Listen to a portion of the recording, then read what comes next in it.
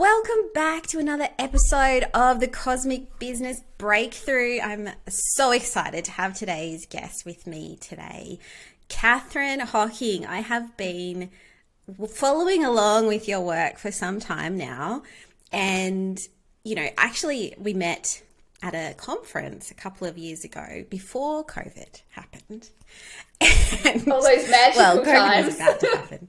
It's all those magical times. And we were both speaking at an event with Tammy Guest. And I remember I watched your presentation on launching with astrology, and I was like, this is so cool. Like, I love this. I was just kind of beginning my astrology journey. And yeah, I was really excited to see this beautiful blend of business with astrology and to see it all coming together for people and to see those light bulbs going off in terms of launching with the moon.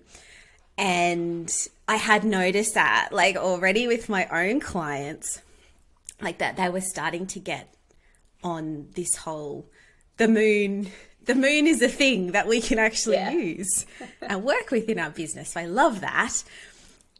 So hence why I'm so excited to have you here today, because I feel like, watching along with your business journey as well has really inspired me as well to keep going with astrology and business. So thank you so much for, putting all of this amazing work out into the world. I love what you do. And today we are here because I ordered your magnificent Oracle deck, which if we are doing any filming video version of this podcast, you'll see. But it is a beautiful Oracle deck specifically for business astrology. And so, of course, I had to get one. And I pulled a card just before we started recording. And it is the Neptune card with a beautiful picture of Kathryn on there. And as we were saying, it's so apt because Neptune has been wreaking havoc this not just this week, but, with some of our astrology charts as well. Yeah. But specifically, Neptune is doing its thing this week, creating a little bit of a fogginess around the place. But that was a very long kind of way to get into this, but I just wanted to give that context to people. So tell me, a bit about how you came to be doing this amazing work, and then we'll dive into the Oracle deck and how that came to be as well. Sure. So I've been in online business for about 12 to 13 years. But the way I started is very different to what I'm doing now. And I know a lot of people have that experience. It's an evolution and a journey. But I started by doing a life coaching qualification. And then I started off wanting to actually be a coach for mums returning to work and navigating that transition, because I had experienced it myself and I'd seen how tricky it could be. But no one actually hired me for that. But what people did start coming to me for was business coaching. Even though I was really quite new in business myself, I had started creating some online products, and this is back when e-products were very new at this point. They were not very sophisticated, not very automated, it was the real early days. But women were seeing that this was a great way to run a business because they didn't have to be there at set times. It was really flexible around having children. So I started getting business coaching clients. I started creating some e-courses for mums in business. And then they started saying to me, oh, can you show us how to create e-courses? Because they could see, again, the potential for their own businesses.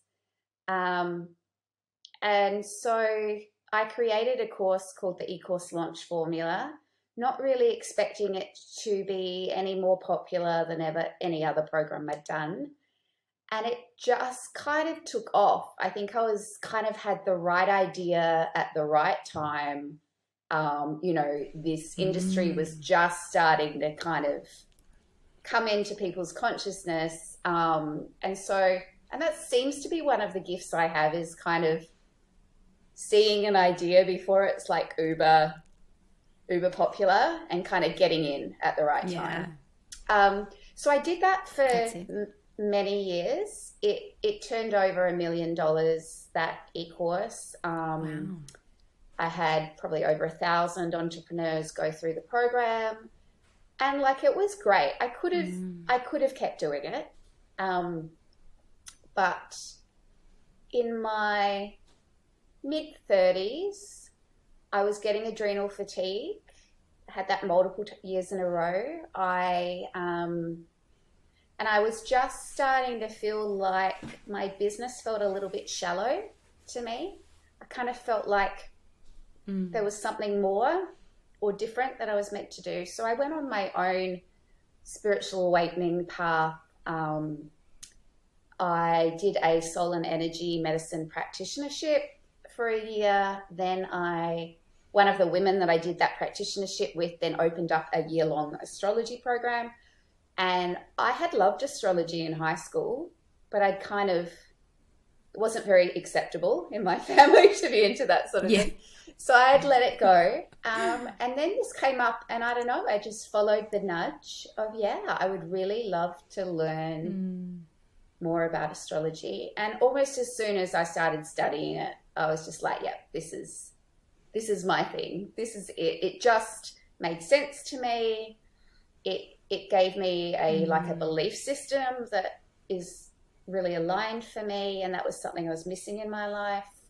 I just loved it right from the start. And so kind of the rest is history, as they say. Yeah. But I then went through a period of needing to transition my business. Going from this quite masculine but also quite traditional, almost corporate kind of style business into a much more soulful spiritual business, and kind of a really messy period of finding my way through that, because I probably went all the way over to the uber spiritual end, which that it actually isn't me in my chart. I'm a Virgo rising. I'm a pretty practical, girl. And I had to learn that it wasn't all feminine. It wasn't all masculine. It was this blending of energies was really what I had to offer the world. And so it was a bit messy for a few years there, but it's all come together beautifully these days. Love that. Yes, it is such a tricky thing to navigate, that transition out of the very masculine or mainstream into the spiritual, but also just the kind of, I don't know, just this, I guess at the time, especially when you were transitioning, it was even more kind of controversial or like not as accepted as I think it even is now. And we're still in that process of big changes shifting in Australia. Yeah, in that way. Yeah. Yeah, for sure. It's become a lot more acceptable to be into astrology, but it is kind of it is very confronting at first to be shifting, especially when you have built such a big business in this very traditional way. And I guess we are lucky that the online business world is so progressive in many ways. Like it's kind of, it shifts and it adapts, and it has a lot of opportunity now for different modalities to come in and help you with your business. So this is why this is such a wonderful place to be playing in business. But I totally get that. Like the transition is messy because you're like, where do I fit now? How do I make my way in this new paradigm that I've created for myself? But that's also exciting too, isn't it? Because it's like you're all of a sudden, there's no rules. You can just be like, okay, well, I'm creating this whole new thing. Yeah. So that's pretty cool. I think I had to be prepared to it. burn it all down. So, like for, yes. for the pursuit of what was more aligned. And that's, I think, the scary part is when you kind of know you're doing that. And yeah, you have to go through the fire to come out the other side. Yes. And you do have, there's a lot of letting go that you have to be okay with. Which is probably easier for you as a Virgo rising. I'm a Taurus rising, so for me, the letting go is kind of hard. I have a Taurus. But we're getting there. Son. We're getting there. I have a Taurus son daughter, and Yeah. oh my God, yeah, I get it. Yeah, you get it. You get it. We get there in the end. So I'd love to know what the biggest lesson is that you've learned about yourself or your business through your astrology chart, because obviously, like, we're constantly learning more and more about ourselves in this beautiful world of astrology, because we can kind of keep taking the layers off and go deeper and all of that stuff. But what so far has been this kind of light bulb moment for you about who you are or who you are in business? I mean, there's been so many and continues to be, but I think the one that stands out the most, that was kind of most monumental for me, was like just discovering that I had a moon sign. Like, we all learn about sun signs, but Yes. suddenly realizing that there was this whole other part of me really explained a lot. So I'm a Sag sun, and I am a pretty typical Sagittarian. I love to learn. I love to travel.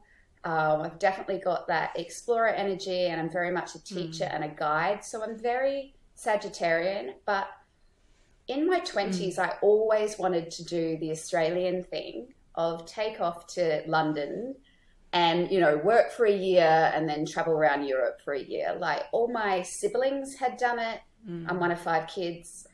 And like that, I really wanted to do it. Like, I genuinely really wanted to do it. And my Sag sun, along with my Virgo rising, I planned it all out. I knew exactly where I wanted to go and what I was going to do. But I never managed to make it happen. And I kind of always beat up on myself about that. And then when I discovered that I had a Cancer moon, it made a lot more sense. Yes.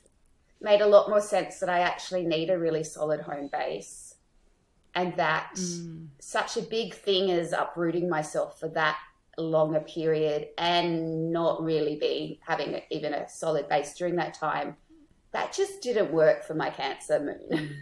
So that gave me such self-acceptance for that thing that I'd always kind of beat myself up about never doing.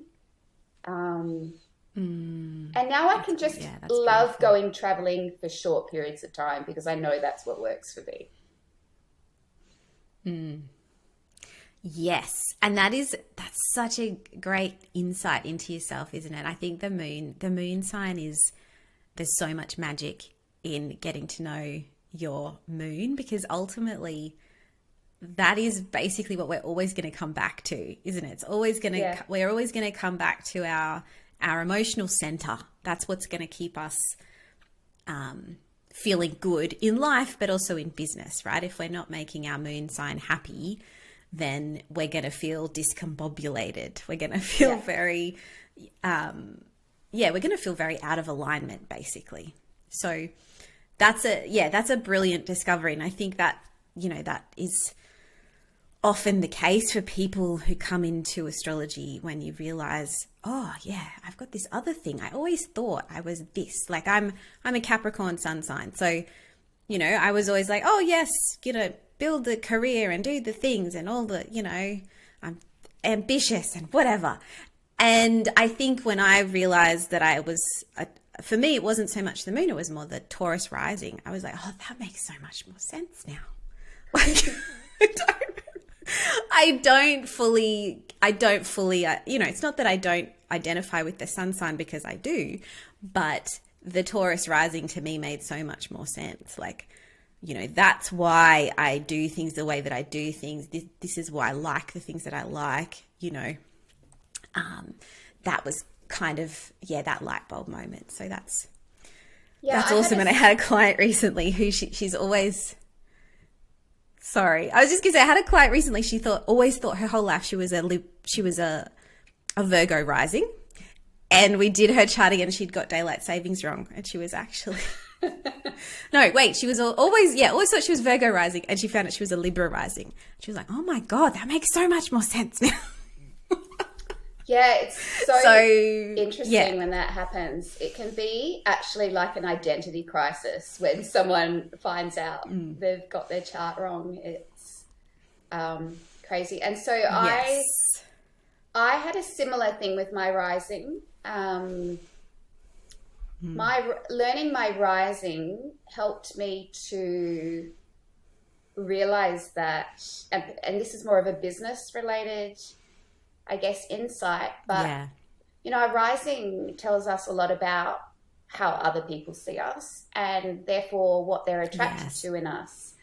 And when I was going through this spiritual awakening and I wanted to just go off and be this Pisces, mystic, it wasn't aligned, and it wasn't aligned for my audience because they saw me as Virgo, and I am very Virgoan. I've got a lot of Virgo traits. And so learning that, my business really became successful again when I embraced the Virgo in me. And I just went, well, this is what my clients love about me. They love that I'm planned, that I'm organized, that I'm structured, that I'm grounded and practical.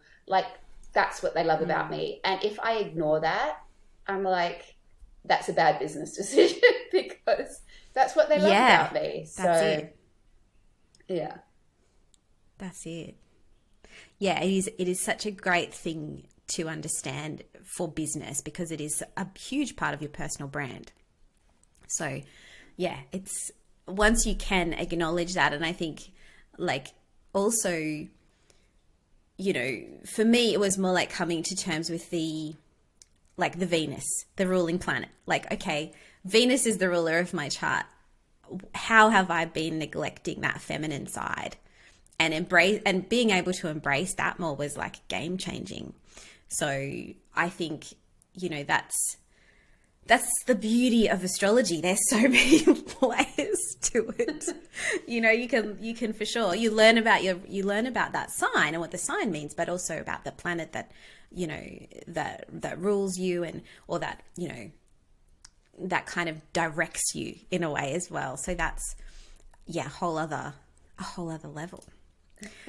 So speaking of other levels in astrology, let's dive into this oracle deck, because I would love to know how this kind of came through for you. What was the inspiration for creating it? I mean, we love in business these days, we love oracle decks for getting that extra guidance. But, personally, I love this because it's so aligned with the work that I do, because it's, related to astrology, and I think, I spent a lot of time getting into tarot, and I still love tarot, but this is just so, it just definitely appeals to my practical side. I'm like, this is, but and that's me. I'm very oracle practical. Cards are not necessarily practical, but that's it. That's what I love about it. That's probably why I'm so excited about it. So, but tell me how this inspiration came through, and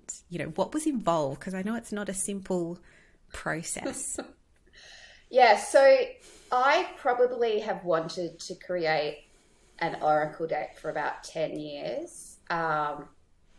Very early into business, I discovered oracle decks and fell in love with them. And I don't know, there was just something something really drew me towards a creation of this type and having this thing out in the world.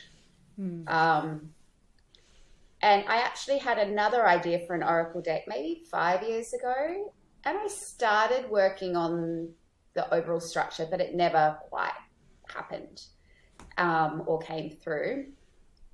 And And I guess a few things, like then as I got it further into my astrology business, I mean, firstly, I run a business astrology certification, and firstly, I just thought this would be a really helpful learning tool for my students. So in a way, they were my first inspiration of how can I help them to embed the knowledge better and have that both intuitive but also kind of tactile tool to work with. But then also, I kind of felt like there are very few decks that are really practical and specific to like this entrepreneurial pursuit. There's a few out there, but there's really not that many that are business specific and sort of that creative entrepreneur freelancer kind of business. And so I just thought, I mean, there are astrology decks out there, but I thought something really unique would be a business astrology deck. And I guess I liked the idea that I hadn't seen anyone else do one. So it was, you know, fairly unique. So to be honest, I can't even remember the moment that I realized it was going to be a business astrology deck. Like, at some point I must have. I honestly can't remember. It's just kind of all blended in now. So originally, I think the first idea was an astrology deck, but when did I actually decide it was going to be not for someone's natal chart, but rather looking more at someone's business? I can't really remember. So I probably worked on this project for about 18 months, from the very early ideas through to actually getting out into the world. So it's not a short process by any means. Wow. No. And to be honest, probably what held me back for so long was all of the things that I had to think about, like packaging and where would I get it printed, and like all of like the kind of logistical things behind the deck. Would I self-publish? Would I get a publisher? All of that stuff held me back for a while. But then eventually I think I just was like, no, we just need to we're just going to get through it and work it out as we go. I'm saying we. I kind of feel like I'm almost invoking my business and me energy when I say that, because I don't mean we in terms of someone else I work with or whatever. I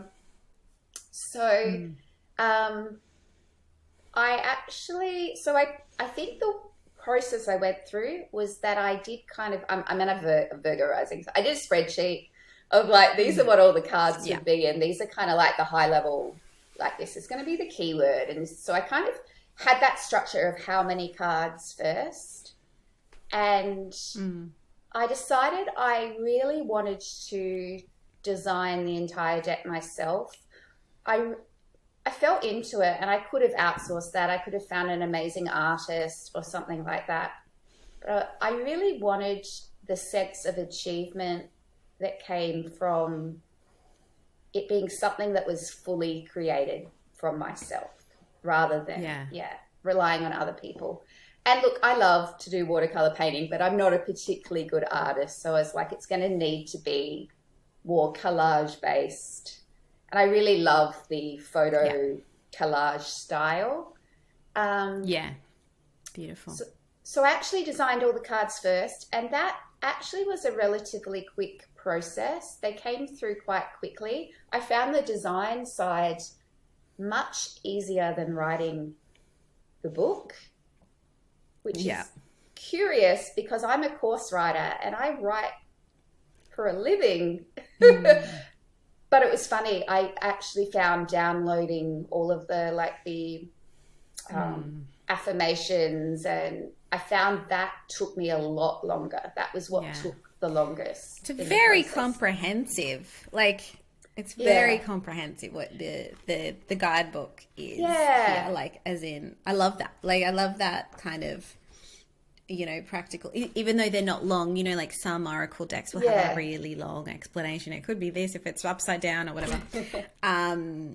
whereas I love the simplicity, but it's also like very kind of, it's simple, but it's also detailed. Like it's, you know, and it's not a small deck either. I mean, 62 cards is a lot. Like, you know.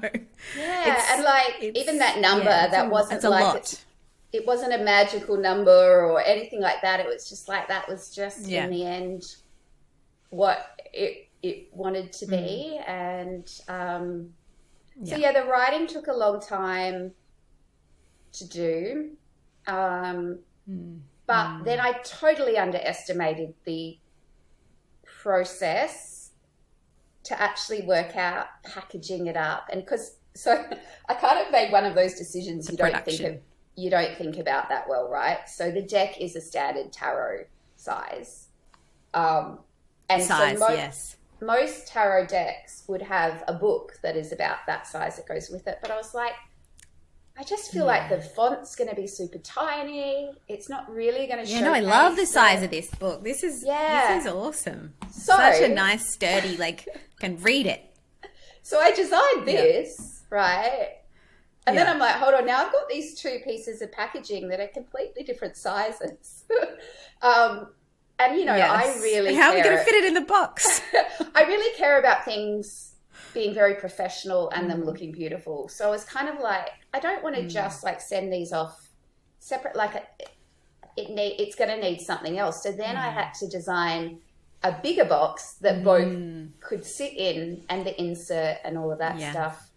And that absolutely added cost to the deck. Like in some ways, if I could do it again, maybe I would have just had a smaller book, because it actually created all these issues that I didn't necessarily think about. But, you know, that's all part of the process and the journey. And I do like it being a bigger book. I wanted it to be something that... Bigger. Yeah, you could still fit it in a handbag. But, I wanted that full colour, really nice experience with the book. And then, like, pricing was a whole other thing because I mean, I sold about 130 copies, but that's kind of still quite small production in the printing world. So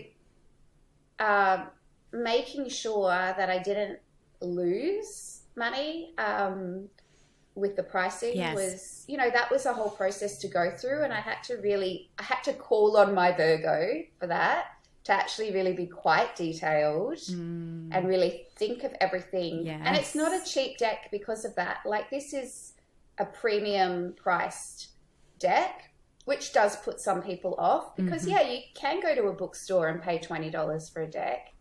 But what I say to people is this isn't just an oracle deck.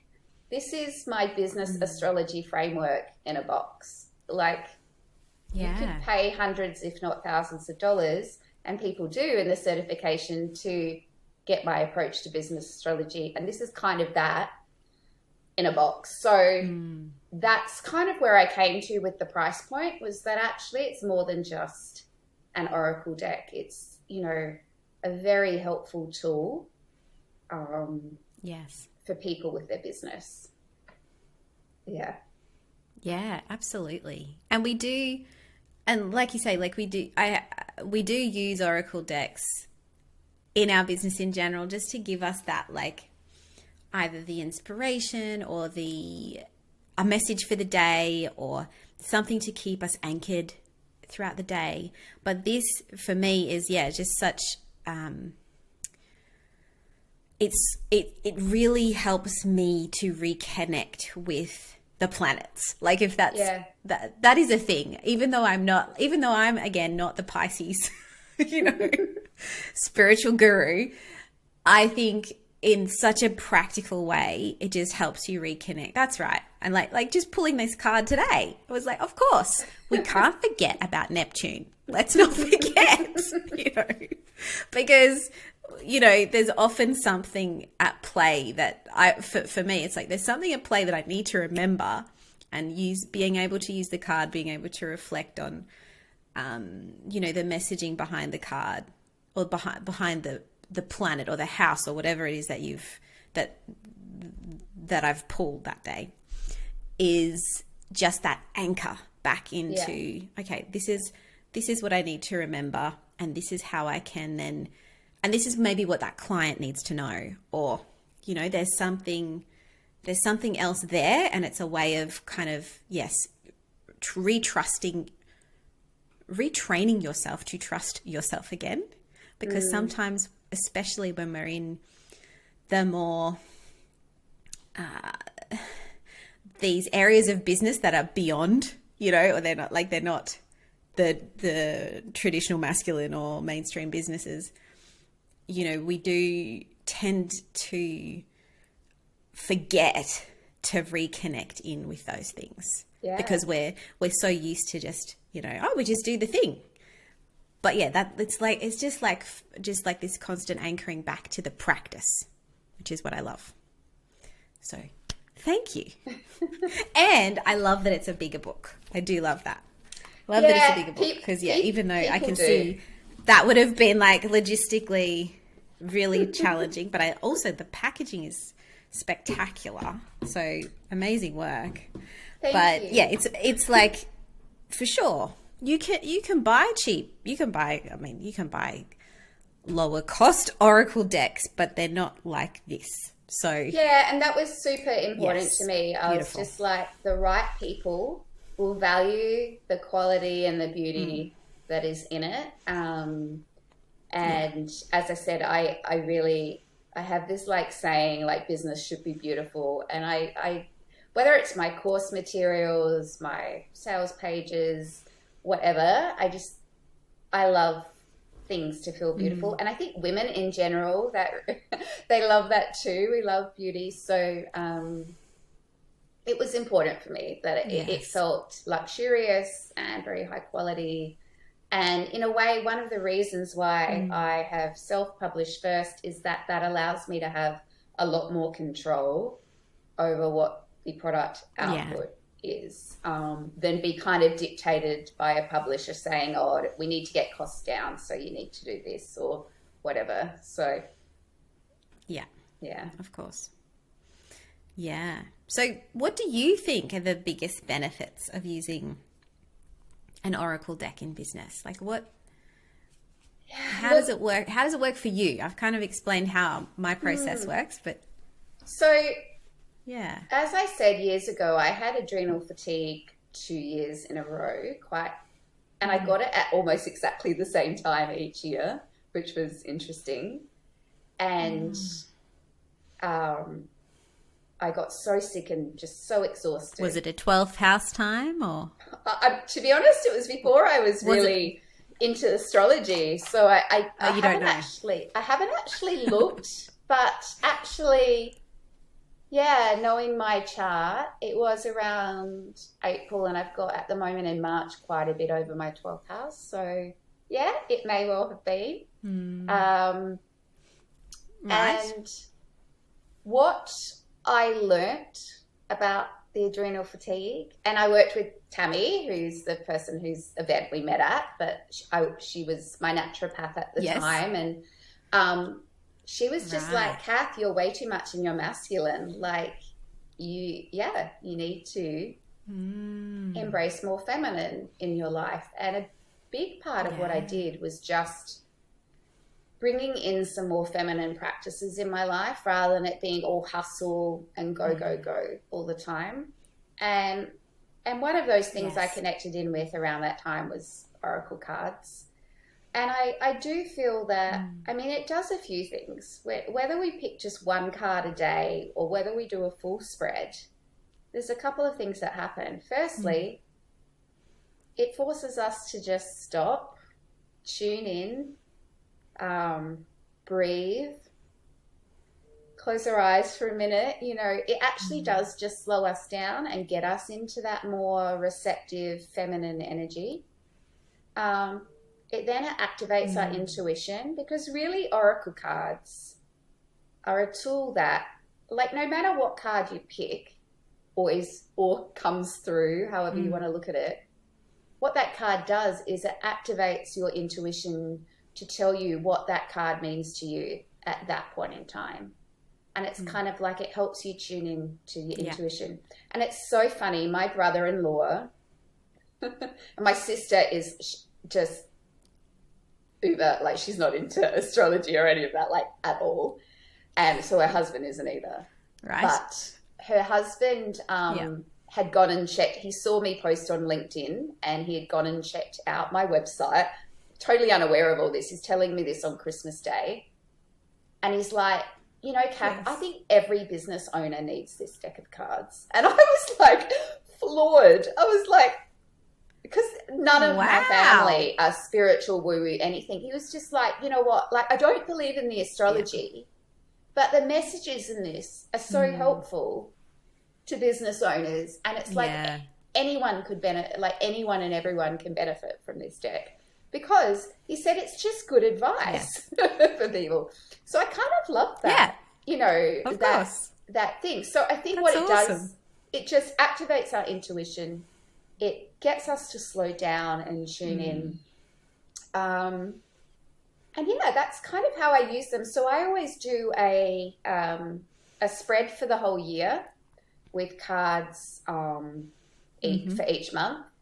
And then each month, so I have my annual cards, which I actually use 2 decks this year. So my other favorite deck for business is the Lightseers Tarot, because it's quite related. Oh, I love that one. Because it's quite, it really connects a lot, I think, with creative entrepreneurs, the messages. So I use this one as well. Yeah. But it's beautiful too. Yeah. It's a beautiful deck. I would love to be able to do those illustrations, but yeah. So the cards I picked for my year were Leo, which is my North Node is in Leo. So that made a lot of sense. I'm wanting to, you know, publish a book this year and do much more like visibility related things. And then I had the 3 of Wands, which I'm doing a lot of travel this year. And so I'm going to Bali twice and Mexico once. And I was just like, finally getting to travel again. So I pull cards for the year. So these sit in front of me at my desk 24/7 to remind me. And then for every month, I then grab the cards for that month. So for this month, I've got Virgo, and then I've got the 7 of Wands for the cards that I picked for this month.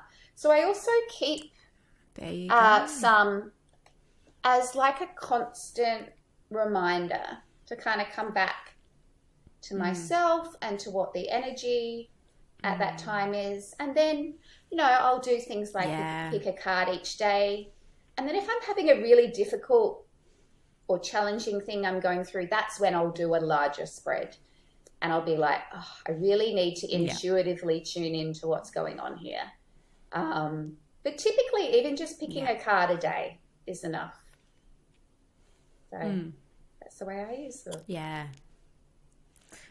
Yeah, I love that. And it is so helpful sometimes to just be able to, just sit still. Like it gives you, especially when, you know, when you're in business, when you're a mum, when there's so many things going on, it's like, okay, I just need a moment to pull my cards. Yeah.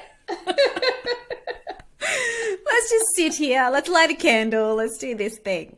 That's really not, it's a really beautiful practice, isn't it? And it is reconnecting in with the feminine and also reconnecting in with yourself, like just coming back home and going, okay, what is it that I'm missing here? Or what is it that I need to know that I'm not seeing? Or just something, you know, some guidance that, or some, you know, like your brother-in-law said, like it's just some little piece of inspiration to get you through the day, or, you know, some really good advice for you as a business owner. So yeah, I love that. I think it's such a useful and powerful tool to start using in your business. Yeah. Just like astrology in general is such a useful and powerful tool to use in your business. So that's amazing. Did you want to tell us a bit more about, you know, what you do in terms of your business astrology certification and that sort of thing? Because this is also like fascinating, and I know you've got a few different levels of that as well. So I'd love to know more about that. So kind of how it all started was, people sometimes, like, when they see you have a big certification, like, oh my God, there's so much. How did you get to that? Well, I just started with short individual courses. So when I first really started wanting to teach astrology, I just broke them down into lots of smaller courses, and then I would launch each course as I went. And then eventually I had enough that I could turn into, because I much prefer bigger, longer programs where I can kind of really get to know people. Chunkier programs. Yeah, go deeper with them. So eventually I had enough content to create what I've called the Level 1 Business Astrology Certification. And in the Level 1, it's actually still natal astrology, but we apply every natal placement to what that means about your most soul-aligned business. So your natal chart obviously has a lot to tell us about what your most soul-aligned business is, or career, if someone doesn't want to have a business, but, they want to look at their work. So we learn our natal placements, and then we add the layer of business onto that. And then in the Level 2, once people have the right foundation of knowledge, so once they understand, how to interpret placements by sign, sign and house, know how to interpret aspects and look at transits, and, that what I would say is the core foundational astrology knowledge. We then move into the Level 2, which is more specialist topics, and it's also where I'm teaching the business astrology framework. So it's where I'm teaching people to actually run a chart for their business and think of their business as having an energy of its own, right? Something that I actually often have to kind of coach my clients on is the fact that we don't have to be the source of all energy in our business, but often we feel like we do as entrepreneurs. The business chart shows us that there's actually this much greater energy than just us, that this business has the potential to express. And so what's interesting in my business chart, I've got a lot of Gemini energy in my business chart. Natally, I've got my MC angle in Gemini, but I don't have any planets in Gemini. But I've got all of this 7th house Gemini energy in my business chart. And when I looked at my team members, so I've got 3 beautiful team members. I've got a woman, Megan, in Canada, and then I've got Rosie in California and Martha in Texas. So they're all, because a lot of my clients come from the US. When I looked at their natal charts, they all have at least one of Gemini, Sun, Moon, or Rising. And 2 of them have 2 of those placements in Gemini. And kind of what I realized was, this is what the business chart is showing me. And it's in the 7th house as well. So partnerships. It's actually showing me that Gemini energy doesn't even have to come from me. It can come from my team members. So that's one of the things we teach in the Level 2. We're also teaching more detailed astro planning, so things like year ahead readings and the different types of things like solar returns and different techniques you would use for year ahead readings. Then we also do astro launching, so that's more electional astrology, so how to pick the best, there's never a perfect time, but how to pick the best time within a given period.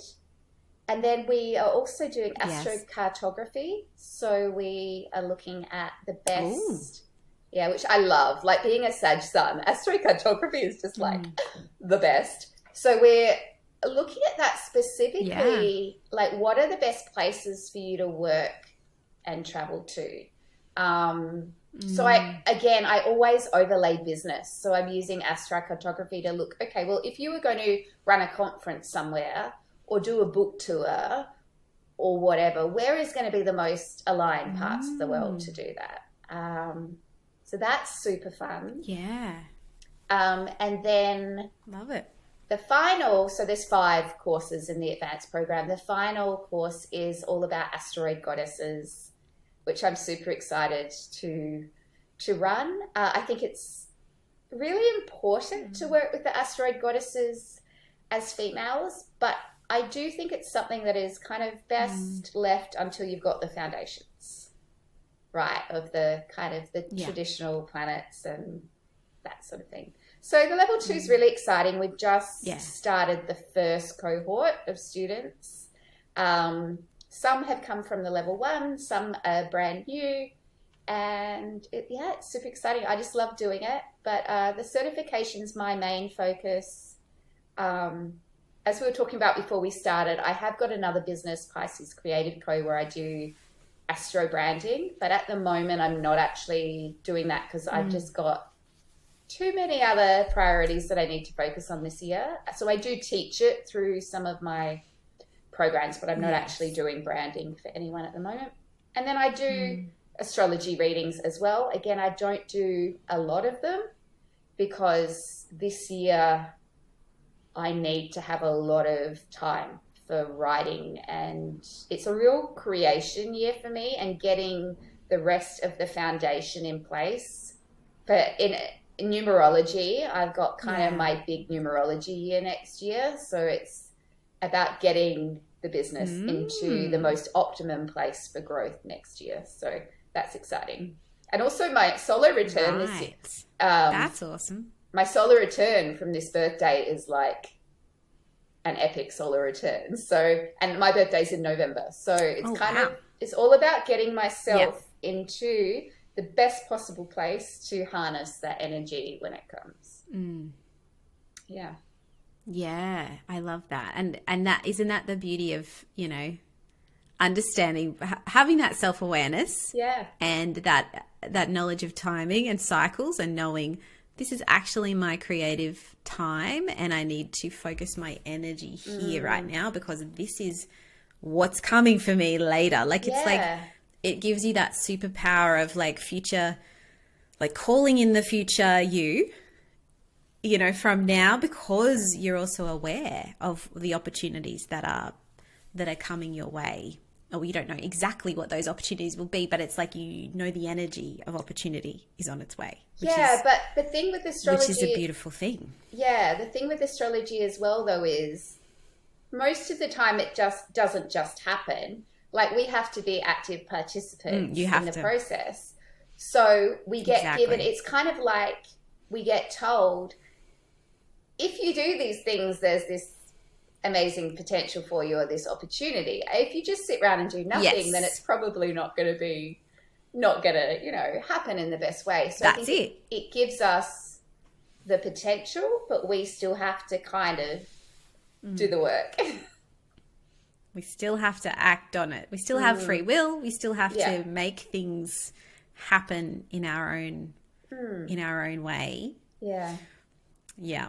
But yes, it still gives you such a great insight into what's possible for you, because I think, you know, it expands us, doesn't it? It's that beautiful, like, Sagittarian energy, or that Jupiter energy of like, you can lean into the potential, the opportunities for expansion more when you can see it in what's coming in your chart, or, you know, numerology as well, like all of these beautiful tools that we can use. Well, I think I love that.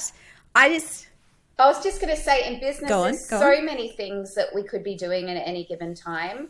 And I think what astrology is great for is it's helping us to narrow down what's the most aligned use of our time right now. What are the most aligned projects? Yes.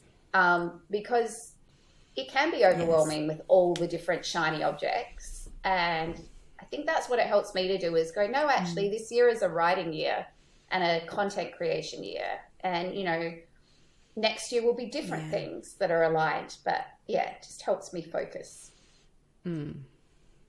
Helps you focus, absolutely. Yes, I wanted to ask you one more question before we wrap up, and that is what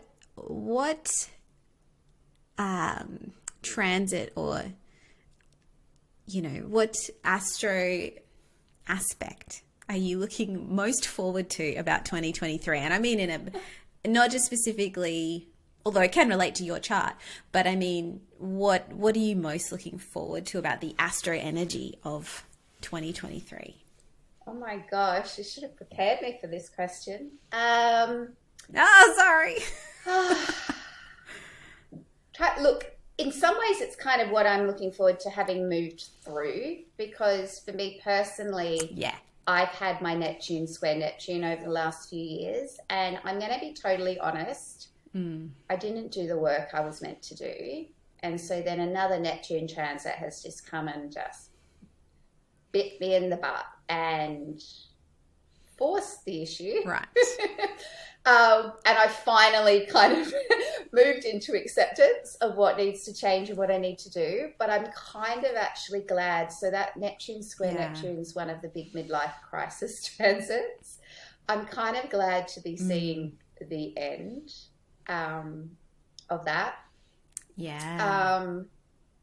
I think this year, in a more global astrological sense, I think that's a lot of interesting changes happening this year. I'm certainly, again, glad to be through the multiple planets in Capricorn phase that we were in a few years ago. I think, when COVID happened, Jupiter was in Capricorn. It's like there could not be a more perfect description of Jupiter in Capricorn. Like Jupiter was like trapped. It couldn't expand, and we couldn't expand. We couldn't travel.